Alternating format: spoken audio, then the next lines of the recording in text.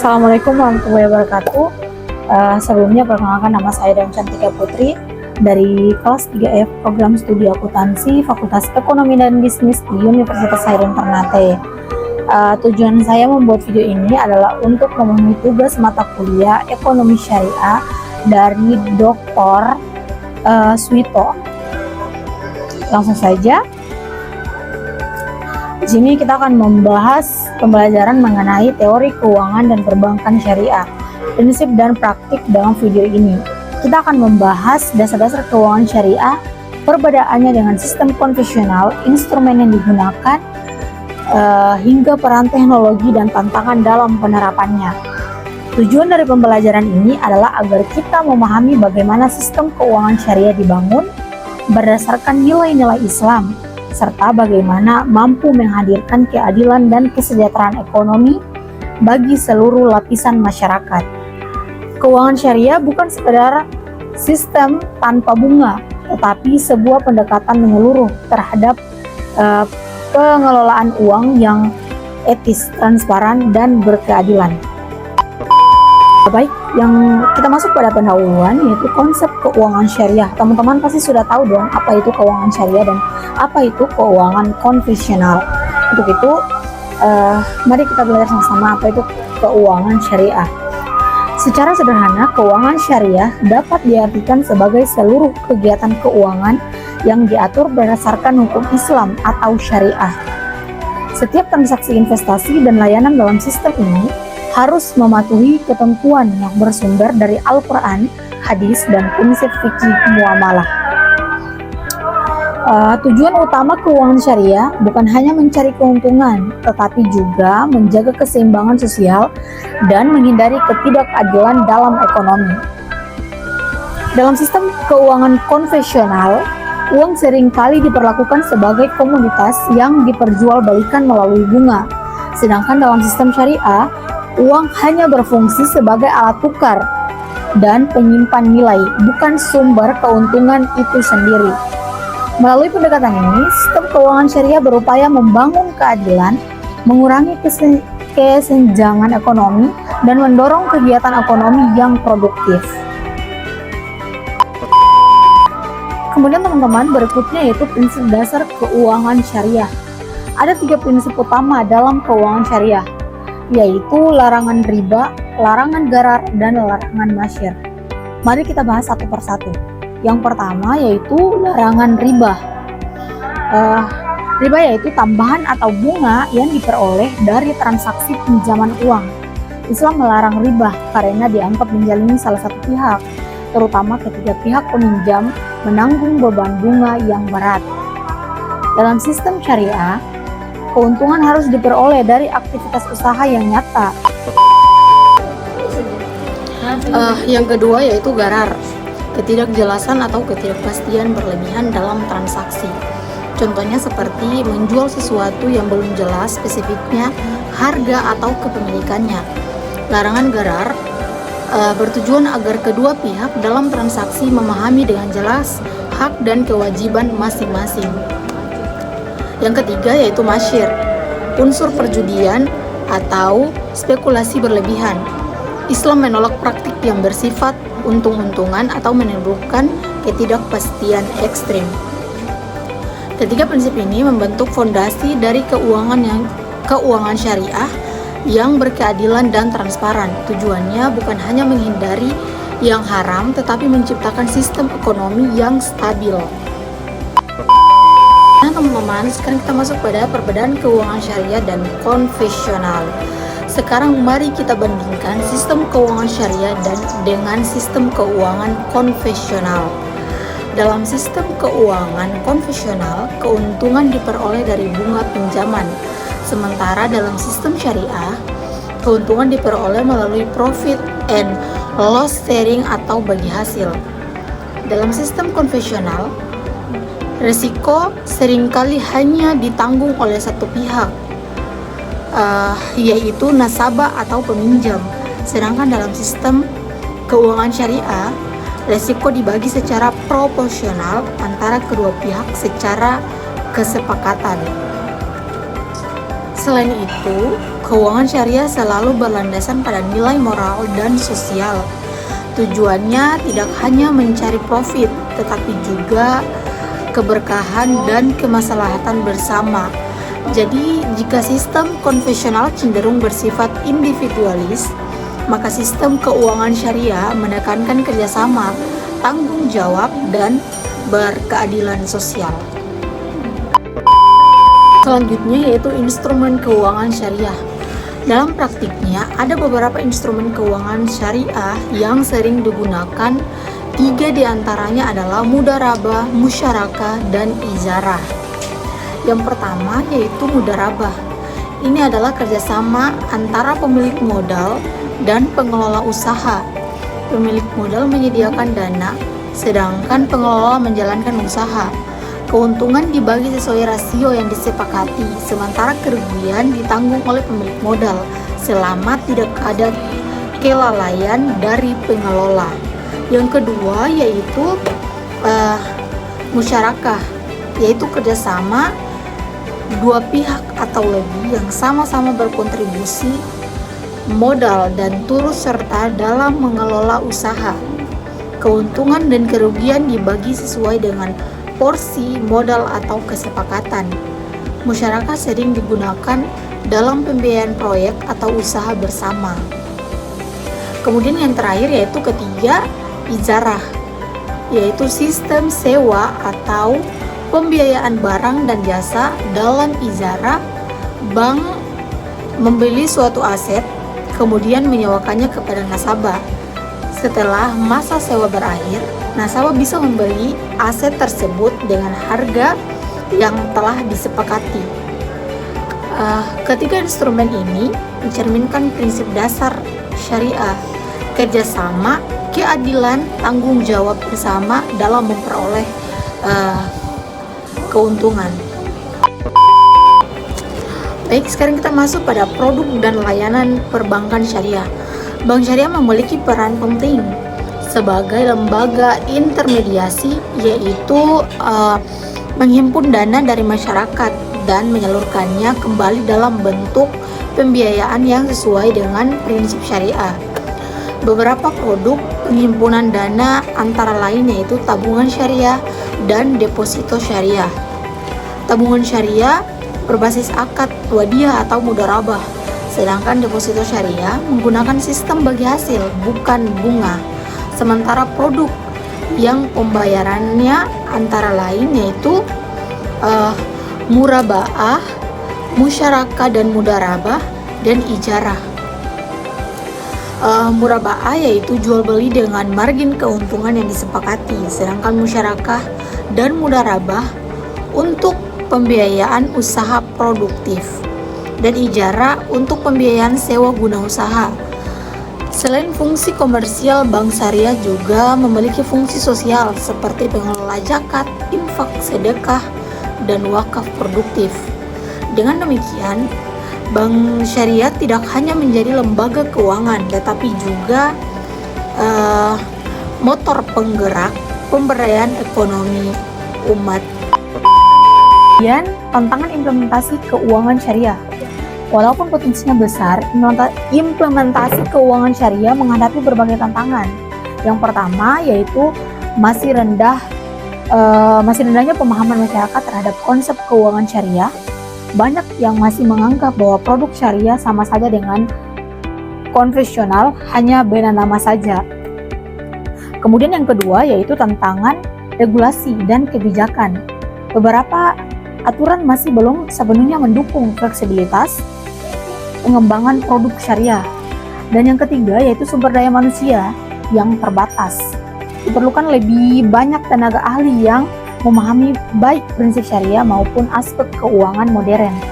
Untuk mengatasi tantangan ini, kita perlu atau teman-teman perlu adanya edukasi publik, pelatihan profesional, dan sinergi antara pemerintah, lembaga keuangan, serta masyarakat.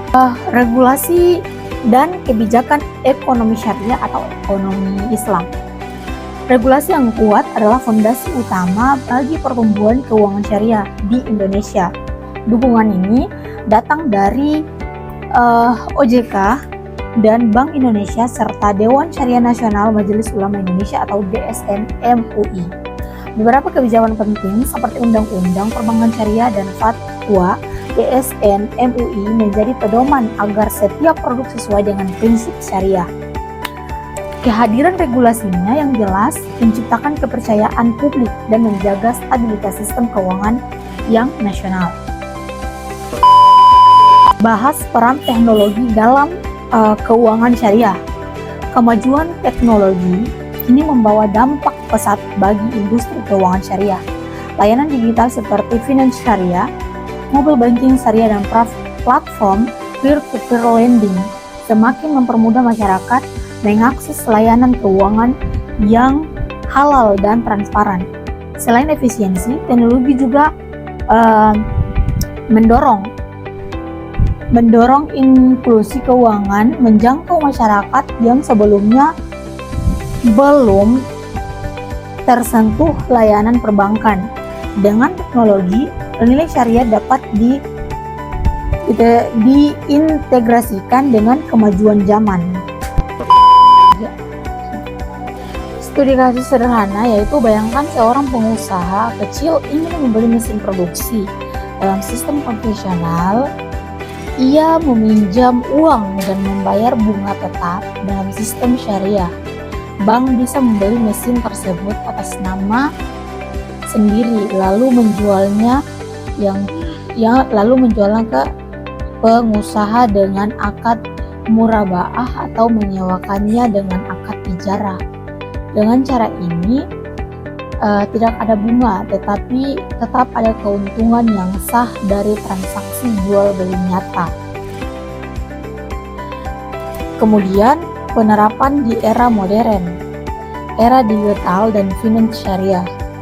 Dunia keuangan sedang mengalami revolusi digital.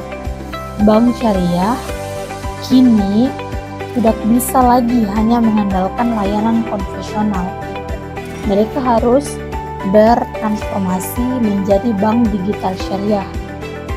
Aplikasi mobile banking syariah ini memungkinkan nasabah menabung, berinvestasi, bahkan membayar zakat langsung dari ponsel mereka. Selain itu, muncul juga finance syariah, perusahaan teknologi finansial yang beroperasi dengan prinsip syariah, seperti peer-to-peer lending berbasis bagi hasil, platform crowdfunding halal atau modal usaha, dompet digital syariah. Beberapa negara seperti Indonesia, Malaysia, dan Uni Emirat Arab sudah mengembangkan ekosistem digital syariah yang sangat maju. Kemudian inovasi teknologi blockchain dan smart contract. Teknologi blockchain menawarkan transparansi dan kejujuran dalam transaksi, nilai yang sejalan dengan prinsip syariah. Melalui smart contract, akad syariah bisa dijalankan otomatis dan tidak bisa diubah sepihak. Bayangkan akad mudharabah tercatat secara digital, pembagian keuntungan berjalan otomatis sesuai algoritma, dan semua pihak bisa memverifikasi tanpa perantara. Kemudian tantangan yang dihadapi, meskipun perkembangan pesat, keuangan syariah menghadapi beberapa tantangan besar. Literasi masyarakat masih rendah, banyak yang belum memahami bahwa bank syariah bukan sekedar bank tanpa bunga. Sumber daya manusia syariah masih terbatas, terutama di bidang teknologi finansial. Standarisasi global masih perlu diperkuat agar produk keuangan syariah dapat saling terhubung lintas negara. Namun tantangan ini justru menjadi peluang besar bagi generasi muda untuk berkontribusi. Peluang masa depan, nilai ekonomi industri halal dunia sudah mencapai lebih dari 3 triliun dolar, dan keuangan syariah menjadi tulang punggungnya. Lembaga keuangan internasional seperti HSBC, Citi, dan Standard Chartered kini juga membuka divisi syariah. karena melihat potensi besar ini di masa depan, tetapi untuk semua pihak yang mencari sistem keuangan beretika, transparan, dan berkeadilan. Teori keuangan syariah. Teori keuangan syariah bertumpu pada konsep keadilan distributif dan keseimbangan ekonomi. Beberapa teori penting di dalamnya antara lain yaitu teori nilai Islam. Aset dianggap memiliki nilai tidak hanya berdasarkan harga pasar, tetapi juga manfaat sosial dan spiritualnya. Teori keseimbangan atau equilibrium teori.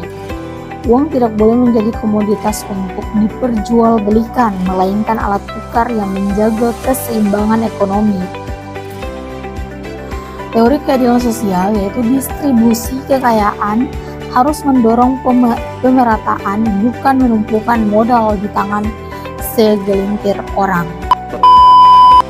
Praktik perbankan syariah. Jenis akad dalam perbankan syariah. Akad wadiah, titipan amanah. Nasabah menitipkan uangnya ke bank dan bank boleh memanfaatkannya selama tidak merugikan nasabah. Yang kedua yaitu akad mudharabah, bagi hasil modal dan tenaga. Nasabah atau sahibul ma'al menyediakan modal, bank mengelola usaha. Keuntungan dibagi sesuai nisbah. Kerugian ditanggung pemilik modal kecuali akibat kelalaian bank. Akad musyarakah atau kerjasama modal bersama. Kedua pihak sama-sama menanam modal dan berbagi keuntungan atau kerugian sesuai porsi kontribusi. Kemudian akad murabaah yaitu jual beli dengan margin keuntungan. Bank membeli barang yang dibutuhkan nasabah lalu menjualnya kembali dengan tambahan keuntungan yang disepakati. Kemudian yang berikutnya adalah akad ijarah atau sewa menyewa. Bank menyewakan barang, misal rumah, mobil, alat berat kepada nasabah untuk jangka waktu tertentu. Poin yang terakhir yaitu akad qardhasan atau pinjaman kebajikan. Bank memberikan pinjaman tanpa bunga kepada pihak yang membutuhkan, semata-mata untuk tujuan sosial. Peran keuangan syariah terhadap pembangunan ekonomi.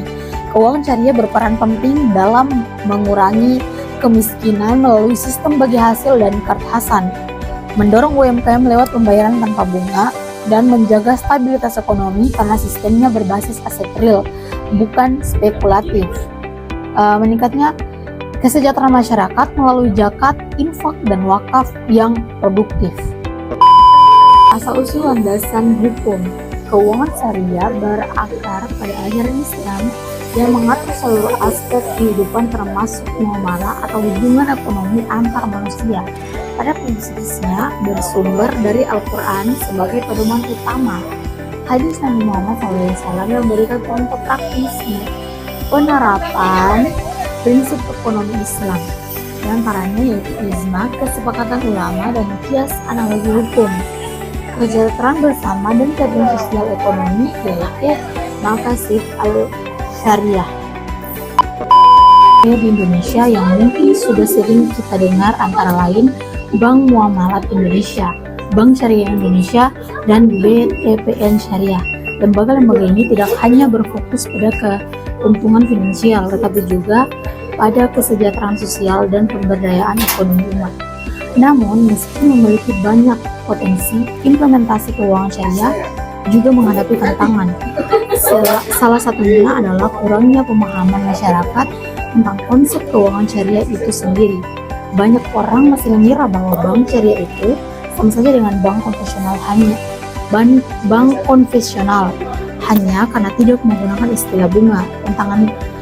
Tantangan lain adalah masih terbatasnya regulasi dan sumber daya manusia yang benar-benar paham tentang ekonomi syariah.